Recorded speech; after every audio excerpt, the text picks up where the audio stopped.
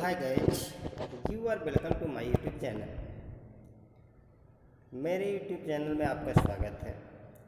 दोस्तों, इस वीडियो को देखने से पहले आपसे मेरा एक रिक्वेस्ट है कि आप इस वीडियो को देखने से पहले यदि मेरे चैनल में आप न्यू हो तो चैनल को सब्सक्राइब करें और बेल आइकन को आप प्रेस करें और ऑल पर जो है आप प्रेस करने के बाद आपको मेरे वीडियो से रिलेटेड जितने भी आपके इंफॉर्मेशन होंगे आपको निश्चित रूप से वह सबसे पहले मिल जाएंगे।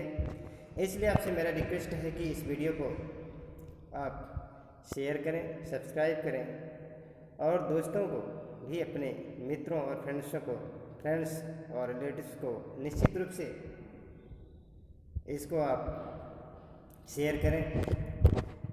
आपसे मेरा रिक्वेस्ट है कि आप इस वीडियो को एंड तक ज़रूर देखें, बीच में स्किप मत करें, क्योंकि वीडियो को अगर आप बीच में छोड़ के जाएंगे निश्चित रूप से आपका इससे रिलेटेड टॉपिक्स जो है आपका अधूरा रह जाएगा। तो let us start this video. तो आज का हमारा जो टॉपिक है वह है वर्ब, जो पार्ट्स ऑफ स्पीच का बहुत ही इम्पोर्टेंट और बड़ा ही महत्वपूर्ण भाग है। दोस्तों, वर्ब जो होता है किसी भी सेंटेंस का बड़ा ही इम्पोर्टेंट पार्ट होता है। विदाउट वर्ब के कोई भी सेंटेंस आपका कंप्लीट नहीं होता है। इसलिए आप किसी भी सेंटेंस में देखते होंगे कि सेंटेंस के अंदर निश्चित रूप से जो इम्पोर्टेंट चीज़ होता है सेंटेंस में,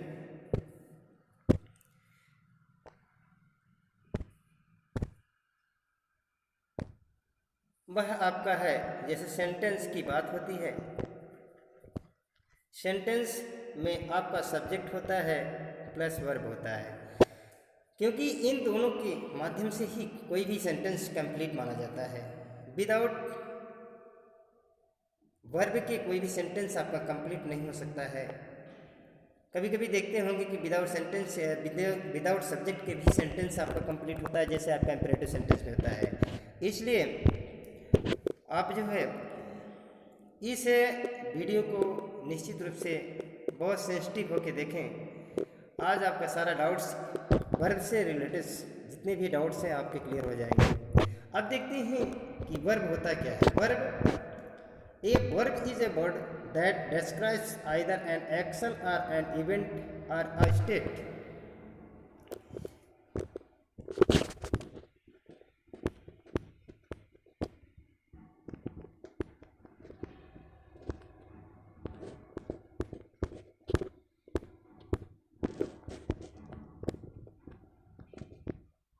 थोड़ा सा क्लियर करने के लिए हमने ऐसा किया।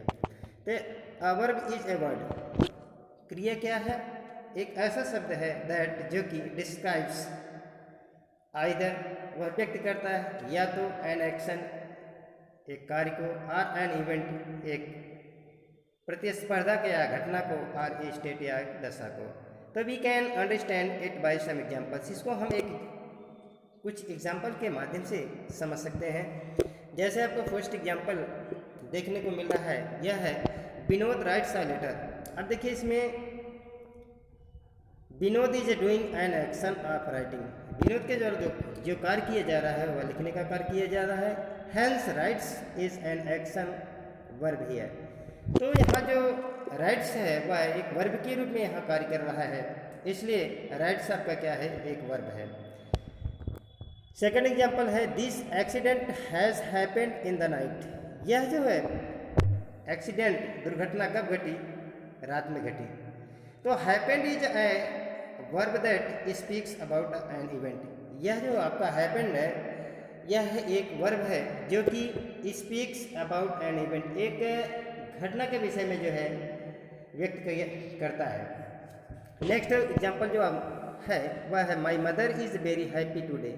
मेरी माता इज़ वेरी हैप्पी, बहुत प्रसन्न है आज, आज मेरी माता बहुत प्रसन्न। तो इसमें इज़ जो है आपका is a very, is a verb that speaks about the state of happiness. तो verb is very important part of speech in language. कहने का मतलब वर्ब जो होता है किसी भी भाषा में, भाषा का सबसे महत्वपूर्ण भाग होता है। इसलिए विदाउट वर्ब के किसी भी सेंटेंस को हम अच्छी तरीके से हम क्लियर नहीं कर सकते हैं, उसको समझ नहीं सकते हैं। इसलिए वर्ब के विषय में जानना अति आवश्यक है, वेरी इंपॉर्टेंट है। अब देखते हैं अगला जो स्टेप आपका है, types of verb. Types of verb आप पहले से ही जो कि आपको जानकारी होगी कि वर्ब जो है कितने प्रकार का होता है। जूनियर में या लोअर क्लासेस में आपने पढ़ा होगा, बहुत ज़्यादा से ज़्यादा वर्ब का 2 3 से 4 प्रकार आपने पढ़ा होगा। लेकिन यहाँ जो है आपका ब्रॉड कंडीशन में जो है वर्ब का प्रकार दिया गया है। तो क्रिया का जो प्रकार है, depending upon the structure, nature, junction and utility, verbs are classified into various categories.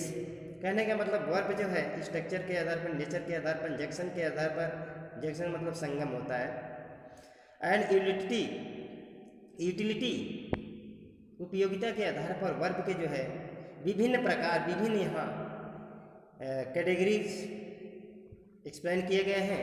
जिसमें से पहला है फाइनाइट वर्ब्स। फाइनाइट वर्ब्स को ही मेन वर्ब्स के रूप में जाना जाता है। फाइनाइट वर्ब्स को जो है 2 भागों में बांटा गया है। पहला है ट्रांजिटिव वर्ब, जिसे कहते हैं सकारात्मक क्रिया। दूसरा है आपका इंट्रांजिटिव वर्ब। अब इन 2 वर्ब्स को आप विशेष रूप से देखें।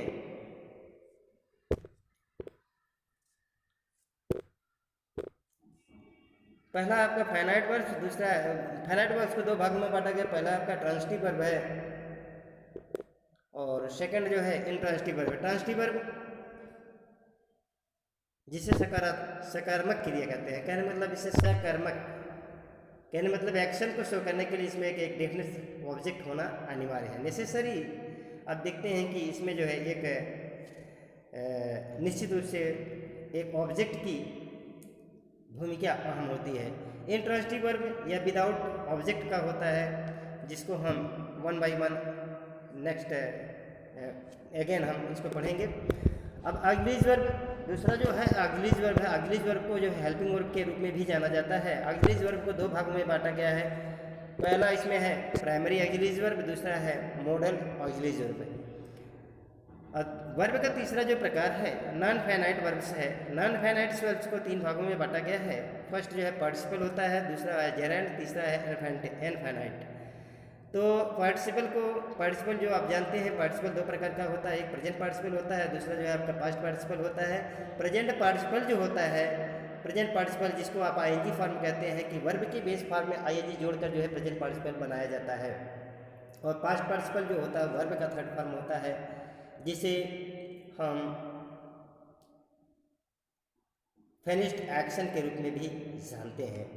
अब अगला जो स्टेप आता है वह है अब फाइनाइट वर्ब्स होता क्या है। अब 1 by 1 हम इसको देखते हैं। तो फाइनाइट वर्ब्स को मेन वर्ब्स के रूप में जाना जाता है। Finite verbs are the centre of the sentence and और only marked by tense. They point out gender, person, number, mood and voice as well. These are also called main verbs. कहने का मतलब यह है कि फाइनाइट वर्ब जो होता है वह किसी भी सेंटेंस का केंद्र बिंदु होता है, जिसे are commonly mark by tense, जिसको जो है टेंस के माध्यम से जो है हम शो कर सकते हैं, एक्सप्लेन कर सकते हैं, व्यक्त कर सकते हैं। दे पॉइंट आउट जेंडर, ये जो है किसको व्यक्त करते हैं, जेंडर को व्यक्त करते हैं, नंबर को व्यक्त करते हैं, पर्सन को व्यक्त करते हैं, मूड को, मनोदशा को, वॉइस को, आज को, इसके माध्यम से बहुत ही अच्छे तरीके से हम शो कर सकते हैं। इसीलिए इनको हम जो है मेन वर्ब के रूप में भी जानते हैं। अब the main verb as the name suggests states the foremost act of the subject in the sentence. Main verb takes its step according to the subject and tense, well supported by primary and modal auxiliaries. Main verb plays the major role in the sentence making. कहने का मतलब sentence को बनाने में main verb का बहुत ही महत्वपूर्ण role होता है, उसकी भूमिका होती है। फॉर एग्जाम्पल के रूप में देखिए, जैसे I walking in the morning, I walking in the morning, मैं आपको वॉकिंग यहाँ क्या है आपका मेन वर्ब के रूप में यूज किया गया। जैसे डॉग्स बार्क्स एट स्ट्रेंजर्स, कुत्ते किस पे भगते हैं, अजनबियों पर भगते हैं, तो यहाँ बार्क्स जो आपका है मेन वर्ब के रूप में यूज किया गया है। I have prepared my assignment, मैंने अपना असाइनमेंट क्या कर लिया है, बना दिया है, मैंने कंप्लीट कर लिया है। अब जो है अगली जो बात आती है आपका types of finite verbs. Types of finite verb, तो टाइप्स ऑफ फाइनाइट वर्ब को दो भागों में बांटा गया है। पहला है ट्रांसिटिव वर्ब, ट्रांसिटिव वर्ब को हम सकर्मक क्रिया कहते हैं। Transitive verbs have a definite object to perform the action. कहने का मतलब ये है कि ट्रांसिटिव वर्ब को जो है व्यक्त करने के लिए यहाँ जो है डेफिनिट ऑब्जेक्ट की जरूरत पड़ती है, एक निश्चित ऑब्जेक्ट की जरूरत पड़ती है जिसके माध्यम से हम वर्ब को परफॉर्म करते हैं, एक्शन को जो है परफॉर्म करते हैं। दीज वर्ब से give answer of any one of the questions words what or whom. कहने का मतलब इस प्रकार के वर्ब्स का जो है अगर क्वेश्चन जो है किया जाता है उसका उत्तर देने के लिए हम क्वेश्चन करने के लिए व्हाट आर होम का प्रयोग करते हैं। जैसे यहाँ एग्जाम्पल्स के रूप में लीजिए, Rohan is playing the flute, यहाँ प्लेइंग द फ्लूट, तो मोहन क्या कर रहा है, बांसुरी बजा रहा है। तो यहाँ जो व्हाट इज रोहन प्लेइंग, अब देखिए क्वेश्चन किया गया तो आंसर आपको क्या मिलेगा, कहने मतलब मोहन क्या कर रहा है, रोहन क्या कर रहा है, तो बांसुरी बजा रहा है, इसका आंसर हो जाएगा फ्लूट। वह क्या बजा रहा है, बांसुरी बजा रहा है। तो Shalini is stitching the quilt, तो यहाँ शालिनी क्या कर रही है, क्या सिल रही है, तो आपको आंसर मिल जाएगा क्विल्ट, रजाई सिल रही है। They are eating cakes, what are the they eating, answer मिलेगा cakes. Ramesh is reading a book, what is Ramesh reading, answer मिलेगा book. Kishore wrote a letter to his friend, to whom did Kishore write, answer his friends, what did Kishore writes, तो answer मिलेगा letter. in the above examples is playing, अब इसमें देखिए जैसे is playing हो गया, are eating हो गया, इज रीडिंग हो गया, and wrote are transitive verb, ये सारे जो है ट्रांसिटिव वर्ब हो गया। ट्रांसिटिव वर्ब इसलिए हो गए क्योंकि प्रत्येक एग्जाम्पल में जो है निश्चित रूप से आपका एक ऑब्जेक्ट जो है दिया गया जो एक्शन को परफॉर्म करने के लिए निश्चित रूप से शो कर रहा है। अब जैसे एग्जाम्पल के रूप में तमाम एग्जाम्पल यूज़ किए गए हैं, उसमें देखिए जैसे आपका यहाँ पहले में फ्लूट जो है ये आप ऑब्जेक्ट हो गया, किल्ट हो गया, और उसके बाद केक्स हो गए, फिर बुक्स हो गया, फिर इसके बाद हिज फ्रेंड हो गया, ये इसमें लेटर हो गया। आपका ऑब्जेक्ट जो डिफरेंट ऑब्जेक्ट है वो आपका क्या है, वो लेटर हो गया। तो इन सबके माध्यम से जो है इस वर्ब को परफॉर्म करने के लिए निश्चित रूप से डेफिनेट ऑब्जेक्ट का यूज किया गया है। अब जो है दूसरा वर्ब्स का जो प्रकार आता है इनफाइनाइट इंट्रांसिटिव वर्ब आता है जिसको कहते हैं अकर्मक क्रिया। अकर्मक क्रिया, these verbs have no definite object, इस वर्ब में कोई डेफिनेट ऑब्जेक्ट नहीं होता है टू परफॉर्म द एक्शन, कार्य को व्यक्त करने के लिए कोई निश्चित जो है ऑब्जेक्ट नहीं होता है। It means the verb which can not answer what or whom are transitive verb. कहने मतलब ऐसी क्रिया, इस क्रिया का मतलब यह है कि जिसका उत्तर हम व्हाट या होम में नहीं दे सकते हैं, वही आपका इंट्रांसिटिव वर्ब होता है। जैसे Kiran laughed, what did Kiran laugh, wrong question. They played well, Sangeeta dance in the wedding. In the above examples, loved, played and danced are intransitive verb। इन सब में जो है intransitive verb क्या है आपका, played है, danced है, इन सब के माध्यम से इस वर्ब को एक्सप्लेन किया गया है, व्यक्त किया गया है। अब वर्ब का नेक्स्ट जो एग्जाम्पल्स जो टाइप्स है वह ऑक्सिलरी वर्ब है। ऑक्सिलरी वर्ब जो ऑक्सिलरी वर्ब को हम मेन वर्ब के रूप में भी जानते हैं, हेल्पिंग वर्ब के रूप में जाते हैं। जैसे आपका the verbs which are used help और support main verbs are called auxiliary verbs. Auxiliary verb वो है जो मेन वर्ब को सपोर्ट करने के लिए जो है प्रयोग की जाती है, वही आपका ऑक्सिलरी वर्ब है। ऑक्सिलरी वर्ब्स आर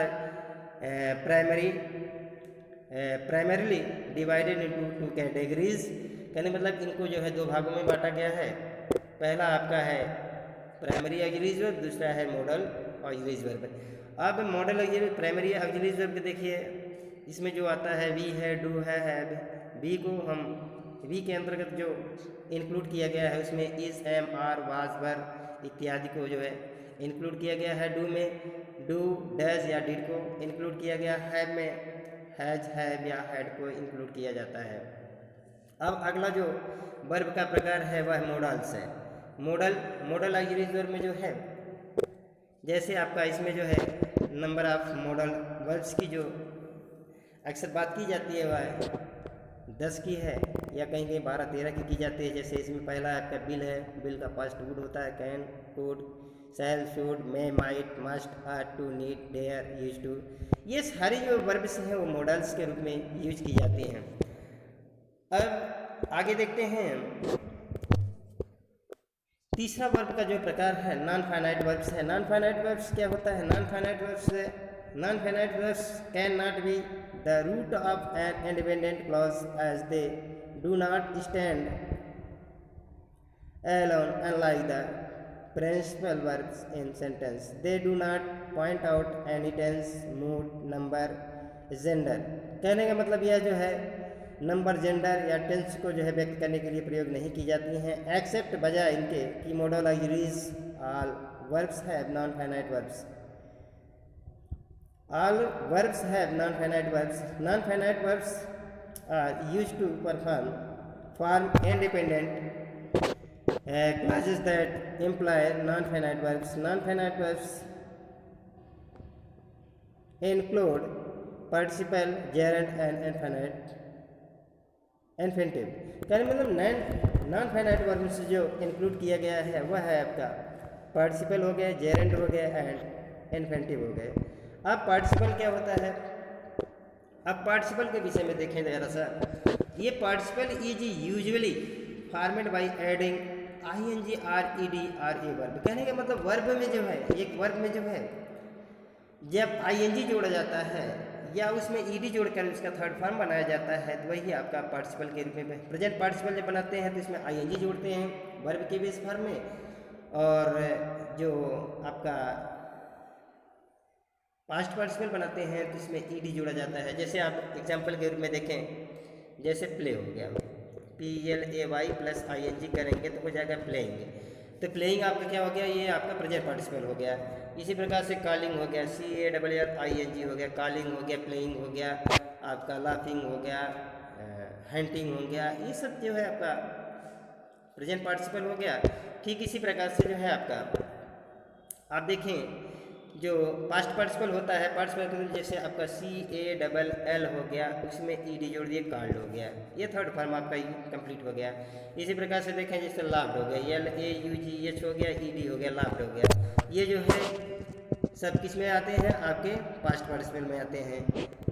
तो अगला जो जैसे एग्जाम्पल के रूप में देखें दिया गया है द क्राइंग बेबी। पार्टिसिपल को देखे, द क्राइंग बेबी चिल्लाता हुआ बच्चा, रोता हुआ बच्चा, drew the attention of the everyone. कहने मतलब प्रत्येक व्यक्ति का जो है ध्यान अपनी तरफ आकर्षित कर लिया।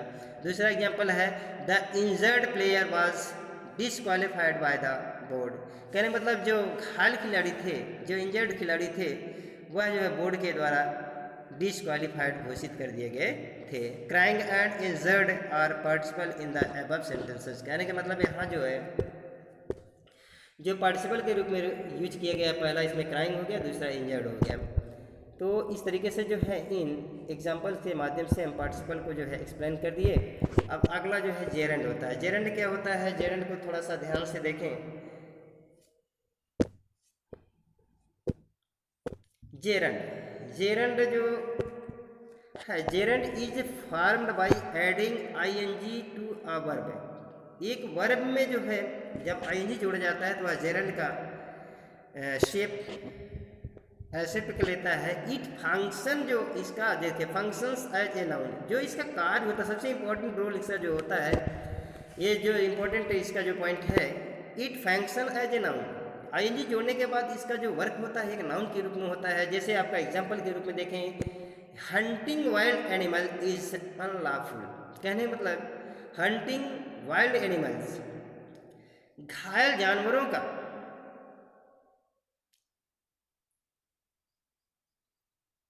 Hunting wild animals,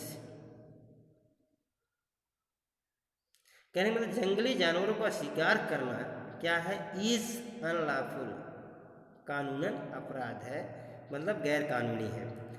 smoking in injurious to health, smoking धूम्रपान क्या है, हेल्थ के लिए जो है क्या है, नुकसानदायक है। अब इसमें देखिए हंटिंग जो आपका है और स्मोकिंग जो है, यह जो है जेरेंड के रूप में यूज किया गया है और इसका वर्क जो हो रहा है, वर्क जो कर रहा है यह एक नाउन के रूप में कर रहा है इस सेंटेंस में। और अगला जो वर्ब का प्रकार है इन्फिनिटिव है। इन्फिनिटिव क्या होता है, infinitive an infinitive is formed by using the word to before the root word, कहने का मतलब इन्फिनिटिव जो होता है यह रूट वर्ड के पहले लगाया जाता है और it acts as a noun, adjective और एडवर्ब। और इसका जो वर्क होता है एक नाउन के रूप में हो सकता है, एक एडवर्ब के रूप में हो सकता है या एडजेक्टिव के रूप में हो सकता है। जैसे he advise me to call the doctor. Example देखिए, एग्जाम्पल में दिया गया है he advised me to call the doctor. He advise, उसने मुझे सलाह दिया, टू कॉल द डॉक्टर। यहाँ देखिए कॉल से पहले टू का प्रयोग किया गया है, इसलिए जो है यह इन्फिनिटिव के रूप में कार्य कर रहा है। कहने मतलब उसने मुझे डॉक्टर को बुलाने के लिए सलाह दिया। अगला जो है नेक्स्ट जो एग्जाम्पल दिया गया है, father promised me to buy a car this year.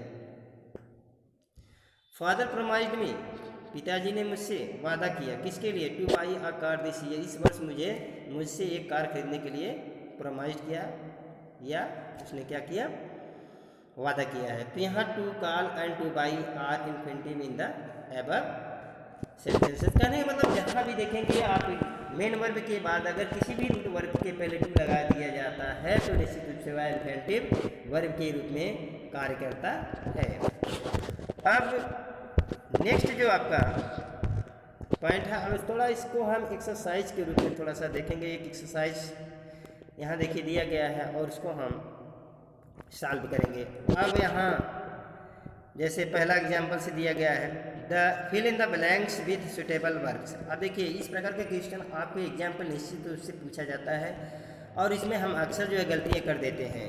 जो इज एम आर दिया गया है अक्सर बी का प्रयोग किया गया, बी जो है ब्रैकेट में दे दिया जाता है कि आप जो है correct form of the verb का यूज करें और निश्चित रूप से सेंटेंस को कंप्लीट करें। जैसे the car dot dot dot in the garage. अब कार आपका सिंगुलर नंबर का सब्जेक्ट है इसलिए यूज क्या करेंगे, इज का प्रयोग करेंगे। तो यहाँ हो जाए the car is in the garage. They bill, अब देखिए दे बिल दियर होमवर्क। अब यहाँ बिल का यूज किया गया फ्यूचर में जो जहाँ बिल का जैसे ऑक्सिलरी वर्ब का जहाँ यूज होता है, निश्चित रूप से कोई भी ऑक्सिलरी वर्ब रहेगी उसके साथ में आपको यह निश्चित रूप से ध्यान रखना चाहिए कि ऑक्सिलरी वर्ब का जहाँ भी प्रयोग किया जाता है उसके बाद जो मेन वर्ब के रूप में जो है वर्ब का बेस फॉर्म यूज किया जाता है, कहने मतलब फर्स्ट फॉर्म ही यूज किया जाता है। जैसे दे विल डू, यहाँ क्या यूज करेंगे, डू दियर होमवर्क। अब अगला जो है she has a beautiful diamond necklace. अब देखिए सी सिंगुलर नंबर का सब्जेक्ट है इसलिए यहाँ हैज का भी प्रयोग कर सकते हैं, हेड का भी प्रयोग कर सकते हैं। कि हेड का प्रयोग कैसे कर सकते हैं, हेड जो है पास्ट परफेक्ट में जो है निश्चित रूप से जो है चाहे सिंगुलर नंबर का सब्जेक्ट हो या प्लूरल नंबर का सब्जेक्ट हो, जो हेल्पिंग वर्ब के रूप में यूज किया जाता है वह ओनली हेड का यूज किया जाता है। और यहाँ हैज सिंगुलर नंबर के सब्जेक्ट के साथ और हैव जो है प्लूरल नंबर के सब्जेक्ट के साथ प्रेजेंट परफेक्ट में यूज किया जाता है। अब यहाँ जब यूज करेंगे तो she has beautiful diamond necklace, या इसको कह सकते हैं she had a beautiful necklace, दोनों में से कोई भी आप यूज कर सकते हैं। और अगला जो है आपका देखें Nargis Dutt dot dot dot protagonist of the movie Mother India. अब यहाँ जो है जो चौथा आपका है उसमें जो है अब सिंगुलर नंबर का सब्जेक्ट है तो निश्चित रूप से इज का प्रयोग करेंगे। Honesty is the best policy, यहाँ भी जो है आप सिंगुलर नंबर का सब्जेक्ट यूज करेंगे। और मिल्खा सिंह हैज़, यहाँ जो है हैज़ का प्रयोग करेंगे। तो इस प्रकार से देखेंगे निश्चित रूप से जो है तमाम एग्जाम्पल्स के माध्यम से जो है हम तमाम वर्ब के जो टाइप्स का यूज करके इस फिल इन द ब्लैंक्स को कंप्लीट करते हैं हम। अगला जो है honesty is the best policy. अब यहाँ honesty is the best policy हो जाएगा। इस प्रकार से नेक्स्ट उदाहरण है जैसे he dot dot dot a great job. तो ग्रेट जॉब जो है निश्चित रूप से यहाँ आपका एग्जाम्पल के तौर में जो यूज किया गया है। तो ऐसे ऐसे जो है एग्जाम्पल को जो है हम पूरे वर्ब को जो है इस एग्जाम्पल के माध्यम से निश्चित रूप से समझ सकते हैं। तो इस प्रकार से हमने एग्जाम्पल के माध्यम से सारे वर्ब्स के जो है प्रकार को जो है यहाँ एक्सप्लेन किया। तो आपसे रिक्वेस्ट है कि अगर यह वीडियो आपको निश्चित रूप से अच्छा लगा तो निश्चित रूप से इसे शेयर करें, लाइक्स करें और दोस्तों में शेयर करें। Thanks for watching this video.